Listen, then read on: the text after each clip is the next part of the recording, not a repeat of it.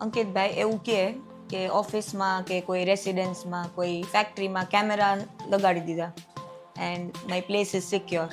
સો એમાં તમારું શું કહેવું છે? સિક્યોરિટી એક બહુ વાસ્ટ કન્સેપ્ટ છે.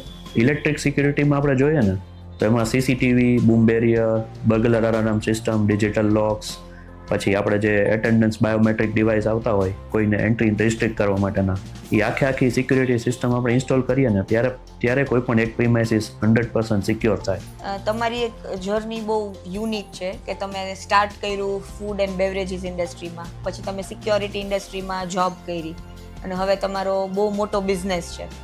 તો તમારું આ જે સપના જોતા હોય ને જે આજકાલનું યુથ કે બિઝનેસ કરવો છે પણ ફિનાન્શિયલ પ્રોબ્લેમ છે કે સપોર્ટ નથી કે માઇન્ડસેટ એવું નથી, તો એના માટે તમારે શું કહેવું છે? મેં જ્યારે મારી જર્ની ચાલુ કરી ત્યારે એક ટાઈમ એવો હતો કે ત્યારે હું સ્કૂપિંગ કરતો, આઈસ્ક્રીમના સ્કૂપ્સ ભરતો. પછી મેં મારા બિઝનેસ માઇન્ડસેટમાં જ્યારે મેં મારો બિઝનેસ કર્યો ત્યારે વેટ હતો. ત્યારે વેટ માટે વેટ રજિસ્ટ્રેશન કરવા માટે 15,000 રૂપિયાની જરૂર હતી, જે મારી પાસે નહોતા. જર્ની ત્યાંથી સ્ટાર્ટ થઈ અને ત્યારથી પછી પાછળ જોયું નથી. વન બાય વન જે ઓબ્સ્ટેકલ્સ આવતા રહ્યા એને ઓવરકમ કરીને પછી એ જર્ની મેં પાસ કરી.